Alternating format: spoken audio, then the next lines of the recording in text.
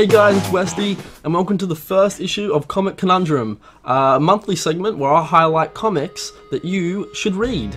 This month at Geek Bomb, it is women in pop culture, so I thought, what better to do than highlight two comics that have strong female protagonists. So first off, I have Black Widow and the Finely Woven Thread. This is a really good comic. It's relatively new. It's from Nathan Edmondson, who's the writer. And he's written a lot of stuff like Punisher, a lot of Image comics, a lot of grittier style comics. And Phil Noto does the art, who was is a painter and was a Disney animator. This is a relatively new comic.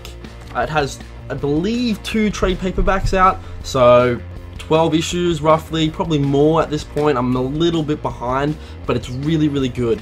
So Black Widow and the Finely Woven Thread is about Natasha Romanoff, or commonly known as Black Widow, delving into her past and trying to atone for all those sins. Because, I don't know if you knew this, but she was an ex-KGB member, which is basically like the Soviet Union James Bonds, but super evil. Think like Vladimir Putin with red hair and is good looking. That's what Natasha Romanoff is. And basically what these guys would do, they would murder, espionage, strangle babies. Like, I'm talking super evil. So it's basically about her trying to atone for her sins. But how does she do this? The only way she knows how, usually by shooting people in the face, which is effective, I suppose, but also a pretty big moral conundrum. And that's basically what this comic highlights. Natasha's inner struggle and the way she deals with her past. You also get a window into the silent moments in a life of a killer, which is really cool, where Natasha reminisces on her time in the Red Room, which was a Soviet Union program to make assassins, which is why she's so crazy like she's now, like why she knows how to strangle people with cables and do all the crazy ninja stuff. It's really quite nice because not every page of this comic is explosions. You actually get to know Natasha better and get to see what kind of world she lives and what she really deals with day to day. The second comic I want to touch on is The Wake. Now, The Wake is hard to get a hold of. I tried to get this maybe 2 or 3 months ago when it came out in hardcover. Nearly impossible. It's sold out everywhere for a good reason. It's super damn good.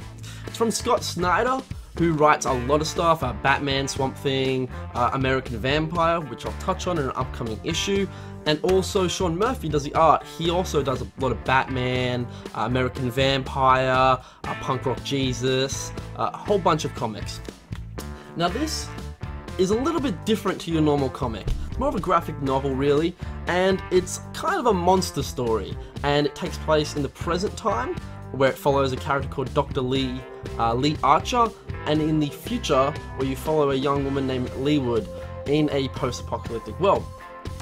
So this comic is about what if humankind separated at some point and evolved in different directions. Now basically, imagine your stereotypical fish monster, now times it by 1,000,000, and imagine if they came out of the water and ate everyone. And basically, that's kind of what The Wake's about. So, The Wake is structured kind of like a horror movie. You have Dr. Lee Archer in the present day, who's a marine biologist respected in her field of work, and she's contacted by a organization, and they tell her that there is a weird signal being emitted from underwater. So of course they take her to an underwater base where they've assembled a team to figure out what's going on, and that's when they reveal they've actually captured one of these fish monsters. And of course, what do you think happens? It breaks out, everything goes to shit, people are getting their heads bit off, all that good fun. So the second part of this comic is where the comic really gets quite interesting. It's set in a dystopian future where the water level has risen and monsters have got inland and eaten everyone. And that's where Leewood is introduced. And Leewood is my second favorite character in this comic. And she is an independent woman who goes out of the boundaries of safety and rides around on a dolphin named Dash, and she hunts the monsters and kills them for their poison glands. It's as cool as it sounds. The story opens up here and it gets a little goofier because it's kind of set in a waterworld world where people live on barges and there's a goofy government established and there's pirates that are rumored to make love or be half monster, and they live in a giant monster which they turn to a submarine. Really cool. There's much more to this story I won't reveal because it's definitely worth a read. Check it out. A hardcover copy is out. It's like $30 I think, or $39.99. Well worth the read. If you love monster stuff, definitely check this out. If you love strong female protagonists, like you should, this is awesome. So that was the first issue of Comic Conundrum, guys. Thanks for watching. If there's any comics that you think I should check out, or any comics you want me to highlight in future episodes, comment them, tweet them at me at thewestie21. And stay tuned to geekbomb.net for more stuff, guys.